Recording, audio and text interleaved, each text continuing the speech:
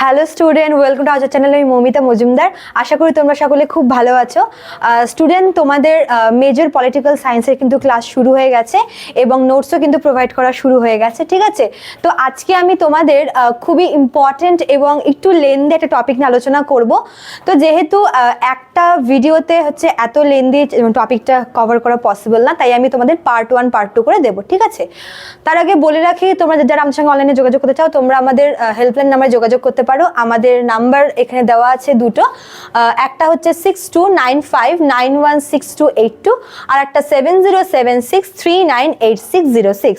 আমাদের পুরো course fee রয়েছে 999 এবং আমাদের কোর্সের ডিউরেশন হচ্ছে 6 মান্থের। ঠিক আছে, চলো দেরি না করে শুরু করা যাক।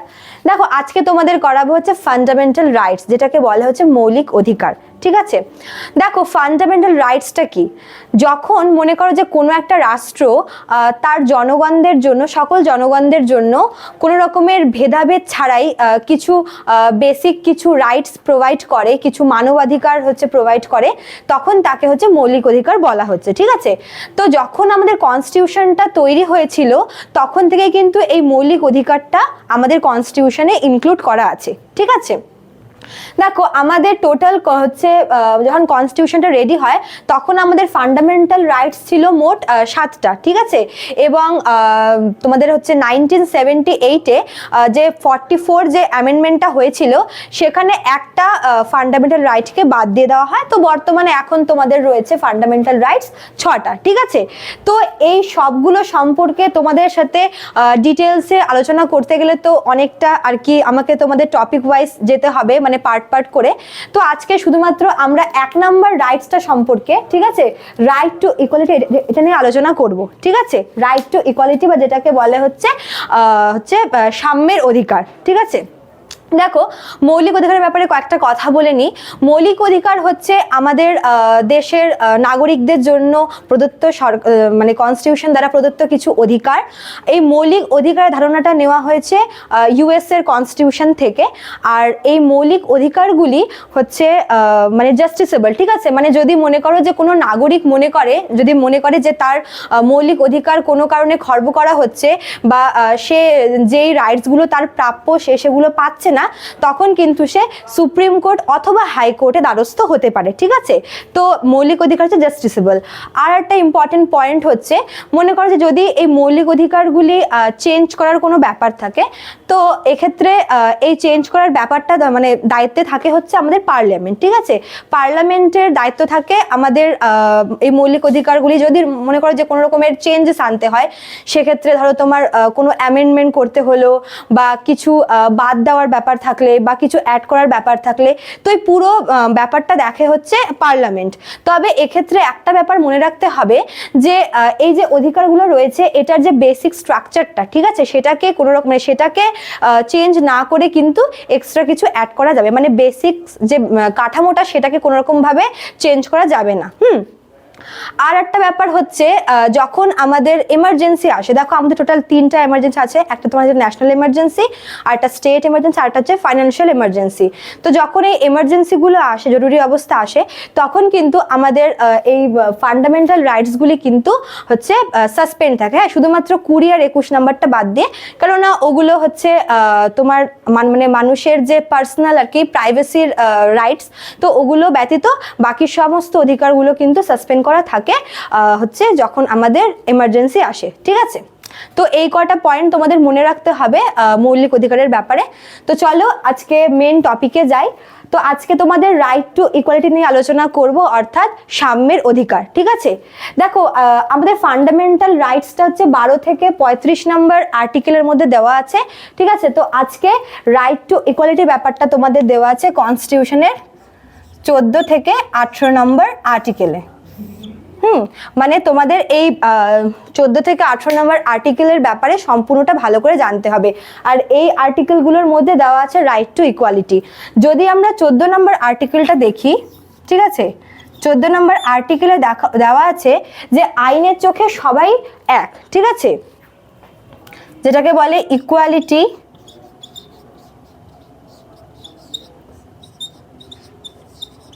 বিফোর ল, ঠিক আছে? এটা মানে কি ইকুয়ালিটি বিফোর ল মানে কি আইনের চোখে সবাই সমান। দেখো আমাদের ভারতীয় ভূখণ্ডে যত আর কি জনগণ রয়েছে, ঠিক আছে, বিভিন্ন কাস্ট থেকে, বিভিন্ন হচ্ছে তোমার ধর্মের লোক বাস করে, বিভিন্ন বর্ণের লোক বাস করে, জাতির লোক বাস করে। তো এই আর্টিকেলটায় বলা হয়েছে যে আইনের কাছে কোনো রকমের ভেদভাব ছাড়া প্রত্যেকে সমান, ঠিক আছে, মানে আইন প্রত্যেকের জন্য মানে প্রত্যেকে সেম ভাবে ট্রিট করবে, ঠিক আছে। তো এটা হচ্ছে 14 নম্বর আর্টিকেলে বলা হয়েছে ইকুয়ালিটি বিফোর ল, যে আইনের চোখে সবাই সমান, কেউ উঁচু বা কেউ নিচু না। আইনের চোখে যদি কেউ অপরাধী হয়, সে যত বড়ই বা যে কোনো ক্লাস থেকে বিলং করুক না কেন, মানে সবার ক্ষেত্রে কিন্তু আইন হচ্ছে সেম। এটা বলা হচ্ছে আর্টিকেল নাম্বার 14-তে। আচ্ছা, নেক্সট হচ্ছে তোমার আর্টিকেল নাম্বার 15 বলা হয়েছে যে এই যে ডিসক্রিমিনেশন, ঠিক আছে, এই মনে করো তোমার জাতি, ধর্ম, বর্ণ নির্বিশেষে সকলের মধ্যে যে ভেদভাবটা, ঠিক আছে, সেটাকে হচ্ছে নিষিদ্ধ করার কথা। তো এটা হচ্ছে অ্যাবলিশন অফ ডিসক্রিমিনেশন।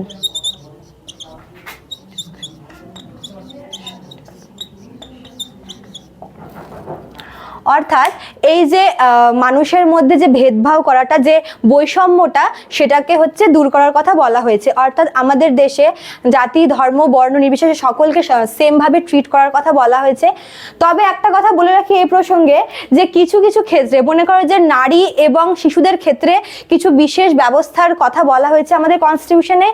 আর কাদের ব্যাপারে বলা হয়েছে, যে শিডিউল কাস্ট এবং শিডিউল ট্রাইবদের জন্য কিছু হচ্ছে ব্যবস্থা বলা, মানে বিশেষ কিছু ব্যবস্থার কথা বলা হয়েছে। এবং যারা ব্যাকওয়ার্ড ক্লাস আছে, যারা হচ্ছে পিছিয়ে পড়া যে সম্প্রদায় আছে, তাদের জন্য কিন্তু কিছু বিশেষ ব্যবস্থার কথা আমাদের কনস্টিটিউশনে বলা হয়েছে। তো এই যে আর্টিকেলটা অ্যাবলিশন অফ ডিসক্রিমিনেশন বা হচ্ছে এই ভেদাভেদের ব্যাপারটা, এটা হচ্ছে সব জায়গায় প্রযোজ্য, কিন্তু শুধুমাত্র মানে নারী আর হচ্ছে শিশু এবং ব্যাকওয়ার্ড ক্লাস এবং শিডিউল ট্রাইব আর শিডিউল কাস্টদের মানে এই কয়জন ব্যতীত বাকি সবার ক্ষেত্রে হচ্ছে এই আর্টিকেলটা কিন্তু লাগু হচ্ছে, ঠিক আছে। আচ্ছা, তারপর তোমার রয়েছে হচ্ছে 16 নম্বর আর্টিকেল। 16 নম্বর আর্টিকেলে বলা হয়েছে যে এমপ্লয়মেন্ট,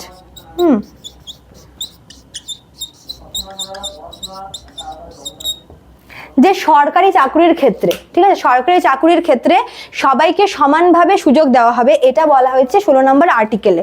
তবে একটা ব্যাপার এখানে বলতেই হবে, যে হচ্ছে পিছিয়ে পড়া সম্প্রদায়ের জন্য এবং তপশিল জাতি এবং ট্রাইবালদের জন্য কিন্তু কিছু রিজার্ভেশনের ব্যবস্থাও আছে, যেটা হচ্ছে আমরা প্রত্যেকেই জানি। তো এটা বাদ দিয়ে বাকি সকলের ক্ষেত্রে, চাকরির ক্ষেত্রে, সরকারি চাকরির ক্ষেত্রে সবাইকে সমানভাবে কিন্তু মানে দেখা হচ্ছে এবং সবাইকে সমান সুযোগ দেওয়া হবে, এটা বলা হয়েছে 16 নম্বর আর্টিকেলে, ঠিক আছে। আচ্ছা, তারপরে রয়েছে 17 নম্বর আর্টিকেল। এখানে বলা হয়েছে অ্যাবলিশন অফ আনটাচেবিলিটি।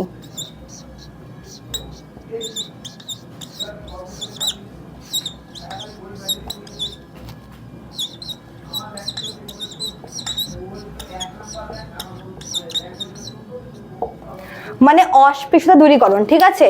এই যে অস্পৃশ্যতা বা আনটাচেবিলিটির যে ব্যাপারটা আছে, সেটা হচ্ছে দূর করার কথা বলা হয়েছে। তোমরা জানোই যে একটা সময় এমন ছিল যে হচ্ছে ব্যাকওয়ার্ড ক্লাসদের বা হচ্ছে দলিতদেরকে হচ্ছে খুবই হেয় করা হতো, এবং এই অস্পৃশ্যতার ব্যাপারটা ছিল যে উঁচু কাস্টের লোকেরা নিচু কাস্টদের বা হচ্ছে ব্যাকওয়ার্ড ক্লাসদের, দলিতদেরকে হচ্ছে তাদেরকে টাচ করতো না, বা তারা টাচ করে তাদেরকে হচ্ছে মানে খুবই জিনিসটা আর কি হেয় ভাবে নেওয়া হতো জিনিসটাকে। তো এই আনটাচেবিলিটি বা এই যে আর কি অস্পৃশ্যতার ব্যাপারটা, এটা হচ্ছে বন্ধ করার কথা বলা আছে 17 নম্বর আর্টিকেলে, ঠিক আছে। মানে সবাইকে সমানভাবে বলা হচ্ছে যে এই অস্পৃশ্যতা, এই ব্যাপারটাকে হচ্ছে বন্ধ করতে হবে, এটা বলেছে 17 নম্বর আর্টিকেলে। আর এই পোর্শনের লাস্ট 18 নম্বর আর্টিকেল, যেখানে বলা হয়েছে যে টাইটেল, অ্যাবলিশন অফ টাইটেল।